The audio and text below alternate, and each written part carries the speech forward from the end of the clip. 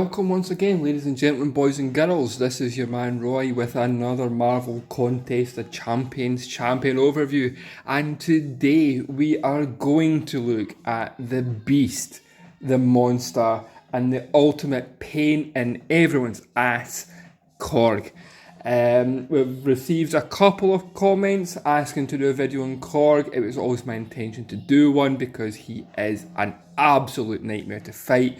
We're not going to get any perfect champion for this fight, guys. I know that there is the Beyond God tier and God tier champions that can make it relatively easy, but let's face it, how many times do we have an Awakened Havoc in our midst?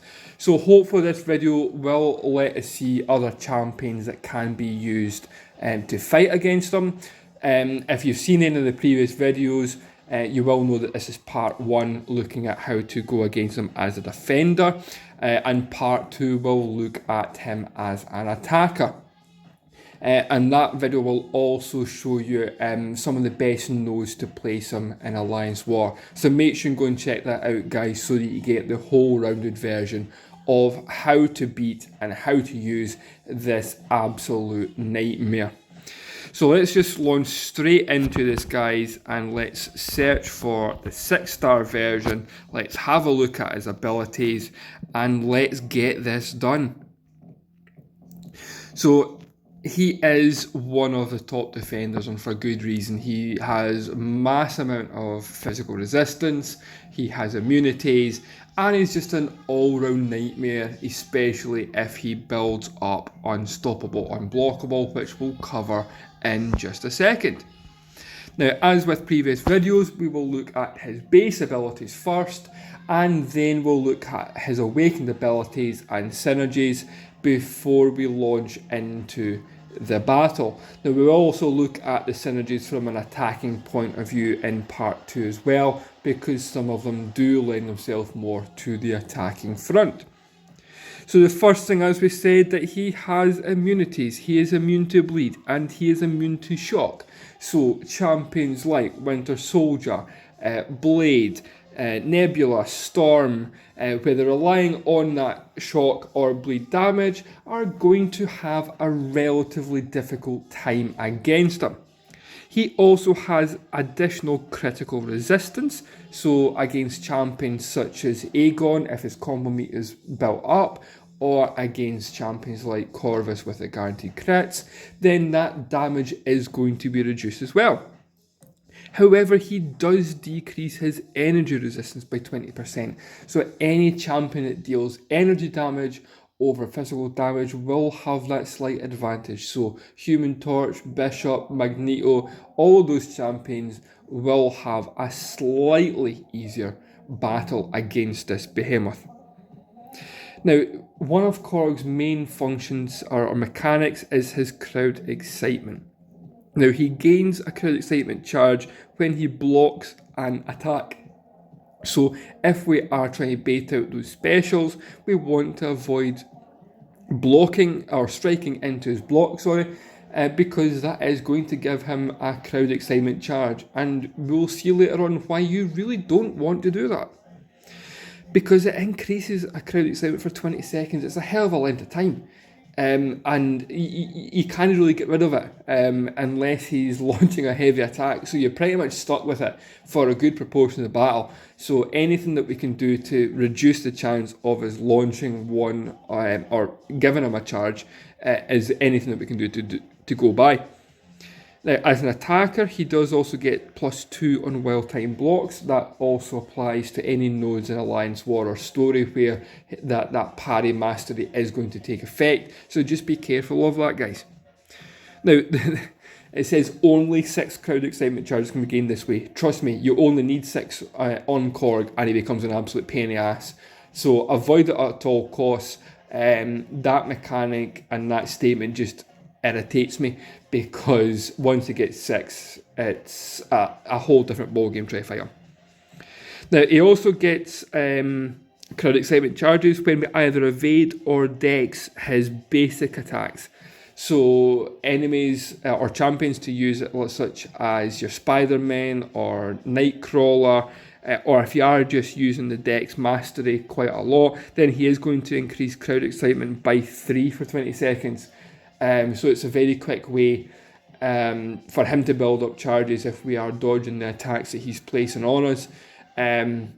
And that just, again, makes him much more of a pain in the arse to fight, because he can gain 12 charges in this way.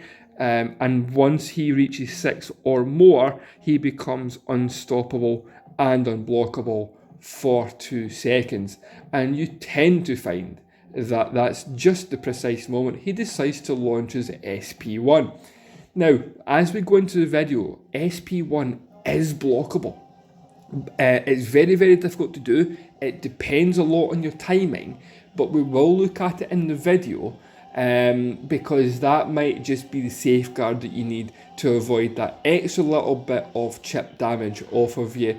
It's not the heaviest hitting SP1 in the world, it is just plain fucking annoying. And we want to make sure that we're keeping as much health as possible, especially if we're going to an event or story, that we keep as much health as possible to progress. Now, one of the things about his heavy attacks is that we consume all crowd excitement to inflict armor break, reducing it by a certain amount for each excitement charge taken off for 8 seconds. Now, if you are an okay player and you have spent some time, fighting Korg and doing the whole dodge and all the rest of it, that can be quite a good way to get rid of his excitement charges so that he's not unstoppable and blockable. Actually allow yourself to get hit by a heavy attack. Now, you'll never hear anyone absolutely say, oh, the best way to fight this champion is by being hit with a heavy attack. But if he has got over that 6 charges and we are baiting out that heavy, it might be worthwhile just running into that second hit to get rid of those excitement charges. We are going to get hit by an armor break, but if we can avoid all the attacks going forward, then it can be a relatively useful tactic. But it does all depend on your timing, guys, so make sure and practice with them.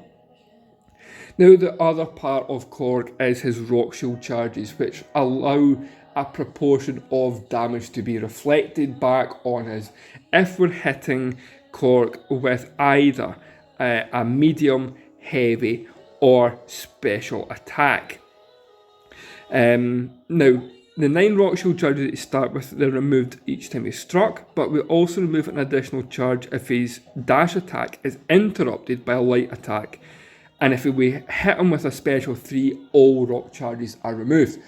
If we look back to the Psylocke video I put up either yesterday or the day before, guys, if we get up to the SP3, we're going to remove all rock charges, so it's going to allow us to increase that critical damage because we'll have 0 power, and not allow him to really build back up to that unblockable potentially SP1. So Psylocke can be relatively useful, especially because, as we'll look at later on, mutants receive less damage from the reflective damage from rock shield charges. Now, we can't deal over 40% of base attack rating per attack if rock shield's active, and special 3 attacks cannot deal more than 120% of the opponent's attack. So champions like, say, your Star-Lord, if we get him built up, if we look at Aegon, or even Havoc, where they have a high damage output, if he has rock shield charges, then we're not going to deal the amount of damage that we would like. So it's always important to get rid of those rock shield charges first before launching any special attack.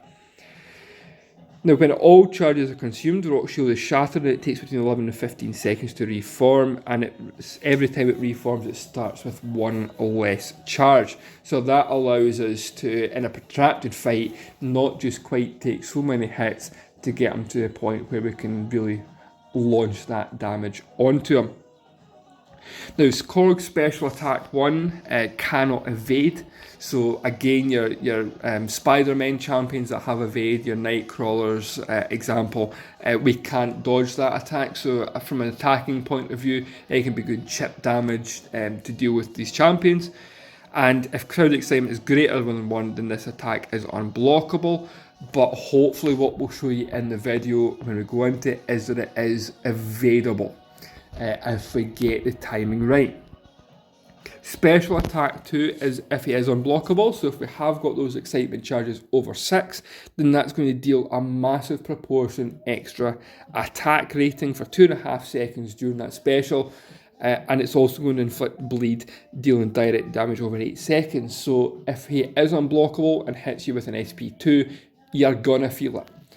But also from an attacking point of view, it's good to know that if we can get those charges built up with well-timed blocks, because we gain an extra 2 crowd excitement charges on the well-timed blocks, get over that 6, get unblockable, unstoppable, launch at SP2, and we are going to do some okay damage.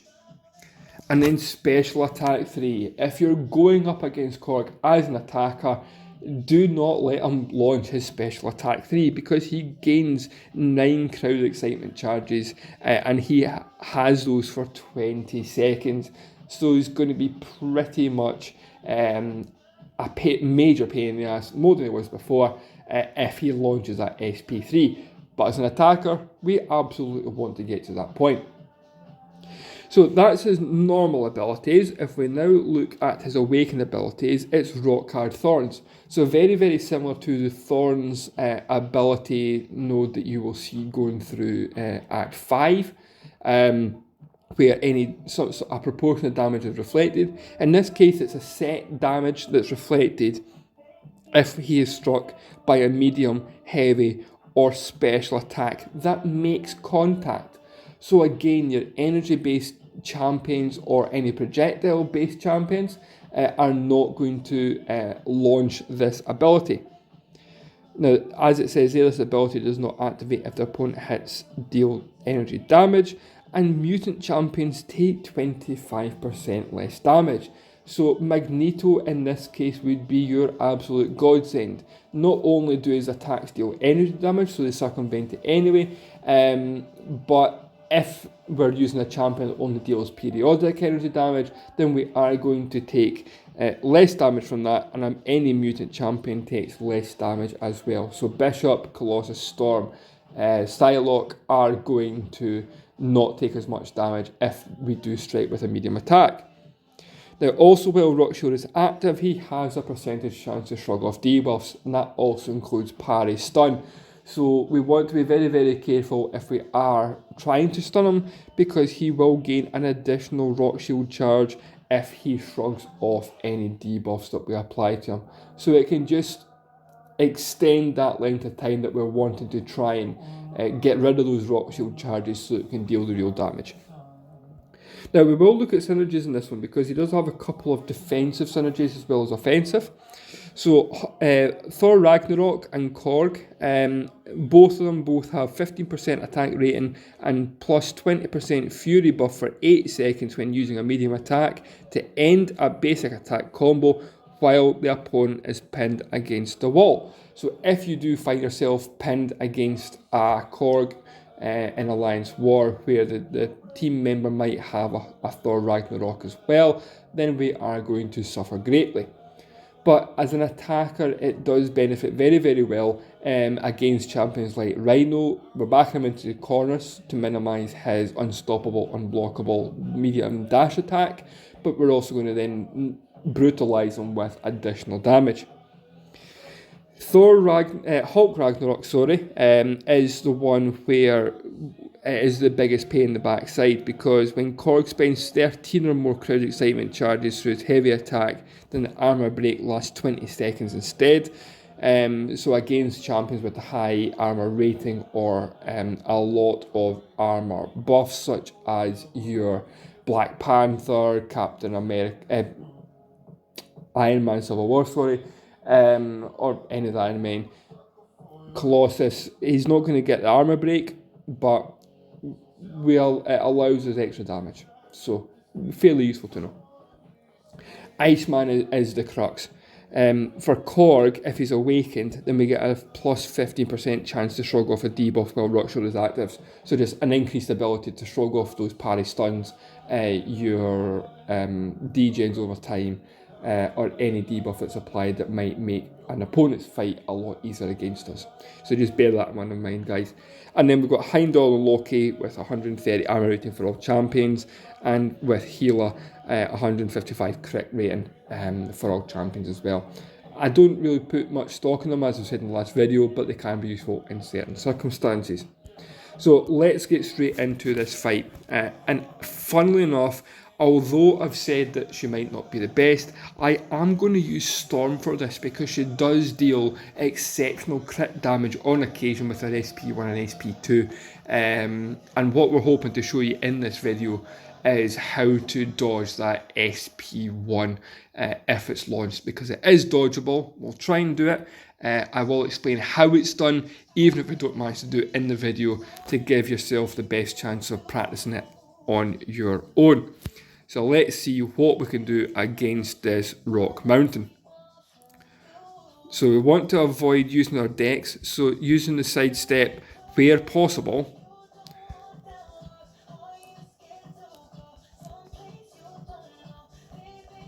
And then a 4-hit combo for light attacks. Now when his foot goes down, you're just going to swipe back 3 times quickly.